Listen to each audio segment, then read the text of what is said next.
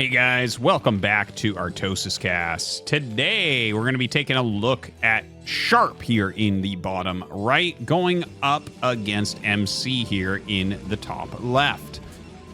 Should be a fun match. MC is in very good shape. Can't quite qualify for ASL yet, but very, very close.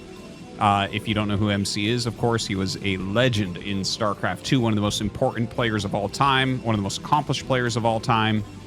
Has come back to StarCraft 1 for quite a while. He kind of jumped in and out. Like, he was doing a little bit of, like, League of Legends coaching, if I recall correctly. But he's mostly does streaming and playing now. And he's, like, very close to getting into ASL. He is one of the stronger Protoss players. And I would call him an amateur, but really he is a pro. He was a pro back in the days before StarCraft 2. And, in fact, he had the final season of qualifiers that he played, and he played as Iron back then, by the way. His name, Minchil, means iron in Korean. But he played as Iron, and he was one map away from qualifying for MSL and one map away from qualifying for OSL in the same set of seasons, which is incredibly impressive. So, like, the guy was ready to make his run in StarCraft 1 when he went to StarCraft 2, and, of course, became a multiple-time GSL champion, MLG champion, IEM champion. The guy's won a lot. So, yeah. Anyways, here he is. He's going up against Sharp, who, Sharp you definitely have to rate as a stronger player. I think Sharp is still one of the best Terrans in the world, without question. I gain more and more respect for Sharp and his play all the time. Like, I mean, he's been my favorite player to watch for years and years and years. And it just, there's something about the way that he plays in tournaments. Like, he's just, a lot of the other pros say as well that he's just a very good tournament player, which you can definitely see. He's got such a wide range to him as well. I'm such a Sharp fanboy. I just love watching this guy. So, yeah, we're going to have this factory coming up very quickly. Looks like it must have been an 11 gas fact. It's like a really weird that he didn't start his depot, but it started like 228. So actually, I think it was a 12 gas fact, but he didn't make his depot, or he screwed up mining. I didn't pay close attention to that because I was kind of filling in some backstory. But that was not as optimized as it could have been, which is fine. Again, it's not a gigantic deal. It's like better than if you're playing a game that what you'll come up with. But like, yeah, not perfect there from Sharp in the beginning. Zealot coming across the map. Sharp making 2 Marines so far, and he does hit that supply block, and that is because of what I was talking about. Gets that 3rd Marine started. He is going to have to pull back. A Zealot in Probe will absolutely massacre 2 Marines. Ooh, it's getting close. We'll be able to go between this depot, but this one's going to pop out and maybe take damage. Oh, there it is. Ah! Good micro. Very good micro. Vulture on the way, and he does have to run. Sharp will try to stop him to get some additional damage. Saves his SCV as well. Gets about as much damage as he really can. That was just superb micro from both sides. Can't really say anything else about that. Ooh, I didn't notice this eBay block during that. So slowing down this Nexus quite a bit. He'll probably cancel that and make his own CC, and they'll start at about the same time because of this move. Yeah, there's the cancel, and there's the CC, and here's the Nexus. So CC gets up like a few seconds before the Nexus, as opposed to, 20 seconds after or so. And that's because of that engineering base. So that's kind of nice. 4 Marines and a Vulture are out. Dragoon Zealot going across the map right now. Mines get started immediately, and I think he's saving for a tank. And actually, this should work out because the second Dragoon was never sent. If the second Dragoon was instantly sent, you might punish this. Oh, actually, it's the second Vulture. Okay. Well, that'll end up working out, too. Like, he has enough units that he can kind of just do this. But if you send all these units down, like if you just throw caution to the wind and throw your units across the map, if he runs around with a Vulture, you're going to pay for it because the Vulture's going to get probe kills. But, like, you could do damage as well. It's just, it becomes really risky. It's kind of a funny thing about, like, where you're playing on the ladder. If you're playing a weaker player, much more likely that they'll attack and you really need some actual defense like a bunker, whereas if you're playing a pro, they know enough to be like, no, the cost benefit is way off on this. Even though it could possibly get me a big lead, it also could make me lose this game. So a few mines get laid out here from Sharp. Does a good job zoning everything out. Went for Siege Tank. And it is a 1 factory armory opener. Looking at MC's side, he's got that Robo almost finishing up, I'm sure, his second gate. Yeah, will come down. We'll see if it's Observatory or Reaver Tech. It looks like it's going to be 3-gate Reaver, based on how he moved this probe. There's the Observatory. Very, very common to put that into the wall. And there's the 3rd gate. So 3-gate obs. Not a bad choice against Sharp. Sharp is kind of a Vulture heavy guy. In this particular case, he's not doing that. He only made the 3 Vultures and he's going into tanks afterwards. You know, there are some slight metagame shifts that occur. And that might be part of it. But, like, sometimes you'll see someone make, like, a bunch of Vultures and get speed. And then, like, a 3-gate range goon attack with Observer will be able to just run across the map and deal a ton of damage. Or potentially do so. Here, that's not going to be the case. Didn't go for speed quickly. Academy on the way. Everything looking very good for Sharp. And he actually doesn't have an eBay as of yet, which can be okay. Like, we are cross-spawn everything, but it really should get started about now. I'd be super surprised if he just makes Goliaths here. Are we really not going to make an eBay? That's going to be the eBay. Do it. What? I don't think he saw the Robos. Well, he sees now with the Observer, I guess, so that works. So he will go into Goliath. Very... not what I was expecting. Not what I was expecting there. Huh. Like, if you can do the defense with Goliaths as opposed to missile turrets, it's better. Like, you'll get missile turrets eventually anyways, but if you can do the early portion without them, that's, like, really, really good for Terran. I'm surprised he was able to do that. That felt just slightly off because, like, for instance, like a DT drop would have killed him. A fast Reaver would have been a problem. Obviously, once you see the Observer, you know the timings of everything gets pushed back a little bit, but yeah. Anyways, enough harping on that. MC bringing a lot of units forward while taking his 3rd base. The 3 gates producing a few more Dragoons here as well. Runs up, but plenty of siege mode here for Sharp. A little bit of damage going down onto those Dragoons. And Reaver Tech will be coming up. And no big surprise there. MC actually plays a lot like Paralyze. Very, very modern. Lots of speed shuttles. Really kind of the way. A lot of the up-and-coming guys just play like that. There's not a lot of guys that, like, focus on, like, Arbiter Tech, for instance, or quick carriers. There are a few. Like, for instance, Sins, who we don't see as often. You know, he has that ban. I'm not sure when that ends. But, like, he's a carrier guy. And I'm trying to think of who might be an Arbiter guy that's, like, a top up-and-coming Protoss. Honestly, no one comes to mind. Arbiter is not as good as it used to be. There was a time where people thought the game might be broken because of how good Arbiter was. Like, Best used to use it all the time before Flash came back. And then Flash came back and kind of solved that. Well, it didn't solve. Arbiter is definitely still usable, but definitely not as popular as it was. Citadel and Forge on the way. But yeah, I'm gonna keep that in the back of my mind of who is an Arbiter guy. Because I can't think of anyone off the top of my head that uses Arbiter regularly. That's interesting. It is a good build, though, still. It still definitely has use. Now, 5 factories here for Sharp. He's starting to add some missile turrets. You know, he has some upgrades going here. +1 armor. His +1 attack had finished. Missile turrets on the edges of his base. Very, very important because the Goliaths can't cover everything. Starts to come forward here now. Ooh, that mine. Okay, that was a great walk forward, but very good targeted volley. If the Reaver had been here at the beginning... like, that goes very well for Sharp. If the Reaver had been there at the beginning, I actually think that would have gone very well for MC. But it ended up going very well for Sharp.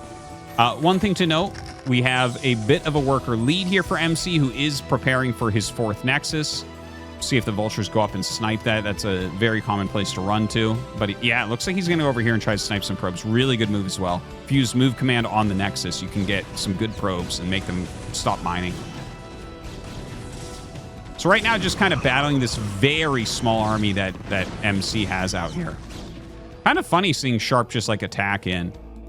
Because honestly, I think he was getting ready to expand maybe, but because like his worker count was a little bit higher than what you would see normally if you're going to go for like a 5 factory attack. He was at 48 probes or 48 SCVs when he walked out. Normally you have a few less, but I mean, that doesn't necessarily mean that as well. But I think just the engage went so well for him that he decided to push a little bit. Yeah, see, he starts at 3rd CC. So this is like a great lesson in how to play these very weird positions, because MC took the battle a little bit poorly not having the Reaver there, and it went so well for Sharp that he kind of attacked, and he's kind of still attacking, but this is not dedicated. I'm actually surprised he came this far up, and in fact, MC is going to make him pay for that. That's too bad. I'm a bit surprised that Sharp did that, because this looked amazing there for a minute. I'll probably go back because this is very much dictating the flow of this game now. Like, MC went from being behind to, I would say, at least even here. And yeah, if he had the 4th Nexus like halfway done right now, I'd be like, okay, he's ahead. But it's closer to even now. It went from Sharp having a very good lead. Oh my God, one of them popped in. Really nice. Terrans try that a lot, but it doesn't happen that often. Kills the probe, lays a mine in that spot. Very, very annoying. The Reavers do get it, so that's nice, at least for MC. Sharp has really good mines around the map as well. Really good mines. These 2 tanks, that was probably a bad rally. And he, like, I think right now Sharp really desperately needs to throw up a couple missile turrets. Probably one over here and one over here. He sometimes takes a further back siege than other players. A lot of players will siege further up in this position. Sometimes he'll do a line like this. I think I pointed that out the other day. I'm not sure if I did. I think I definitely saw a game recently where I was thinking about it at least. But we'll see how he sets up. So yeah, you can see he's setting up just slightly further back. But this is because Sharp gets so active on the map. He'll oftentimes have a slightly smaller army than a lot of other people do at this moment of taking the 3rd base. So he'll take like the further back, like get them into a big choke before they come in, as opposed to if you take this a little further forward, like the turret here versus the turret here. It doesn't seem like a big difference, but it kind of is. Kind of is. Everything means something. Now, a couple missile turrets down here to block this double shuttle run in. The first shuttle has a bunch of zealots. The second one has those Reavers. And no turrets in the bottom of the main. So we might have a situation. Oh my God. Actually, that was really good because the Goliaths added shots to the initial shuttle. The turrets refocused on the second shuttle more quickly. So the shuttle did not get out of there. Really good turret placement. I actually didn't even notice this one. This is a very rare turret. Normally, I just see someone put it here or here. And that's certainly what I do. So kind of cool to see that. Vulture's still moving around a bit. Looks like he might catch some probes. Really great timing there from Sharp. Great internal clock. Very, very good catches. Look at this. This is so worthwhile for Sharp. So worthwhile. MC right now, 51 workers against 57. So Sharp has got to be feeling amazing. So right now, 7 factories, which is really solid for steady macro and building up your defenses and everything. I don't see a starport as of yet, so we don't have like further upgrades. We kind of need to see a starport. He could stand a couple more factories, but we could also see starport in 4th Command Center. So a few different options open here for Sharp. You know, when you're playing against the storm drops, like, it's kind of funny. You can actually kind of play it with slightly less factories because it can't really bust you and you can't really attack them. So optimizing up to 9 factories is not always that useful against the Psystorm style. Whereas, let's say you're playing Arbiter or Carrier, you really want to get as many factories as possible. You have to keep your supply really, really high because they're going to do things that can bust you, or you need to bust them in the case of Carriers. Whereas here, it's like, no, if you play a little bit defensively, the Speed Shuttle Storm Drop style, it tries to grind you down. It can't really come in for a big killing move. You kind of always live. Okay, so right now moving out, he's actually got like similar supply to MC here, which is pretty scary for MC. I don't know how many storms we're going to have. It looks like 5 High Templars coming up. Let's see how he gets these out. So he's going to start dropping them off. He actually brought this at an angle away from the Goliaths, but they still got the big kill.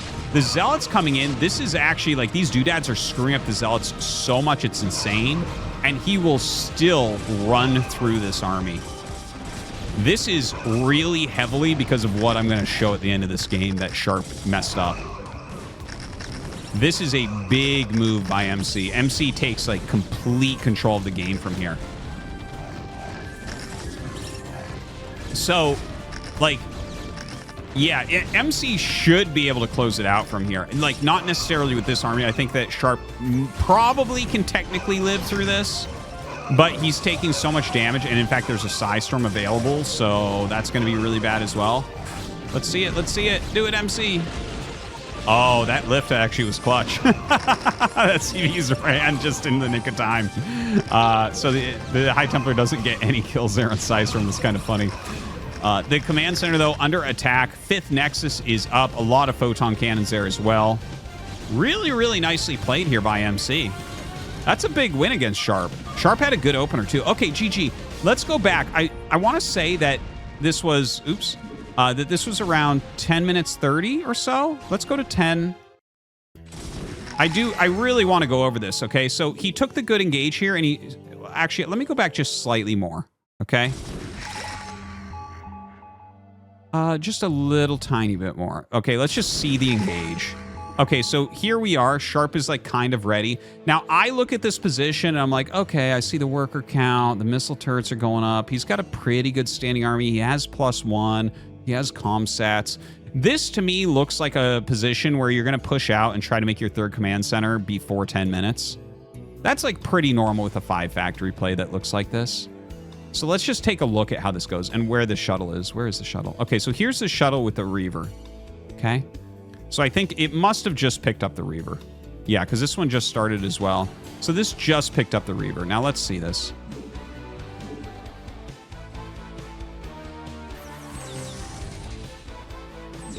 Okay, so the run-up itself is not necessarily terrible. This mine is kind of a funny mine there. Like, a lot of Terrans might kill this mine before trying to move up to this position. But if you can get your volleys off before they're sieged, generally you're going to do okay. So we'll slow this down a little bit. Okay, where's that shuttle? Here's the shuttle now. Okay, so the shuttle is just out of place. I'm going to slow this. Okay, so that pops up, and he actually runs that forward, and it makes the splash hit there. So that was, like, a really good Dragoon move, but you could see that that was Sharp targeting. He targeted, like, so 3 siege tanks targeted on a goon will kill it. These 2 goons are right next to it, so he targeted this goon, and the splash damage killed these. So I think he targeted with, like, 5 tanks. Not entirely sure. It might have been 6 or something. But anyways, that was a really good first volley. If those siege tank hits are more spread and there's 3 more goons here, the battle looks very different. So in comes the Reaver, but it's not there in time. And that was a good second set of volleys too. So now he's killed 6 goons with the volleys and 1 ran up for the mine. So, like, this trade turned out to be really bad for MC. And like I said before, I think that this move originally was to take a 4th base. That's what this looks like to me. Sometimes pros attack in stupid times, so maybe he was planning an attack. But if you sit back and, like, use the Reaver and jump backwards, this attack will never really get off the ground. So anyways, I think he took this opportunity and was like, well, this is such a small army. I can kind of go up and push a little bit. And he's definitely right on that. He's nailing his macro cycles during this.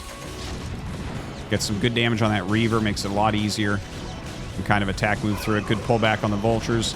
So I want to show the part where I thought Sharp was being God tier and then messed it up.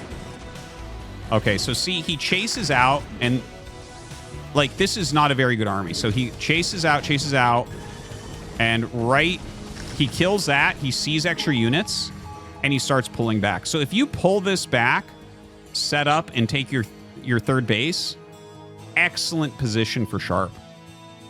Like, he just killed a ton of Dragoons. He got rid of the Reaver. He pushed everything really, really far back. He's got all these mines to slow things down that are chasing him. This is going to give him setup time to make some missile turrets where he wants them, lay some mines, reset his rallies, get the command center started.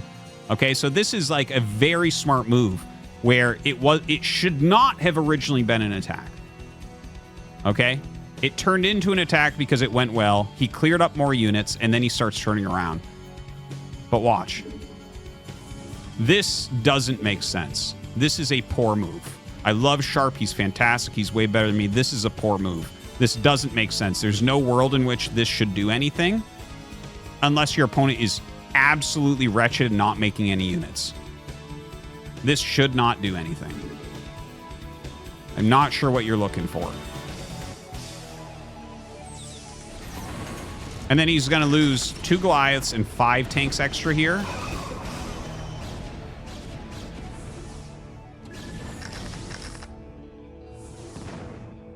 Yeah, 2 Goliaths and 5 tanks extra. And that stuff compounds. He could have already had his 3rd command. Well, I guess he started up here, so that's fine. He started that way ahead of time. But he could have had this set up and had 5 tanks and 2 Goliaths more.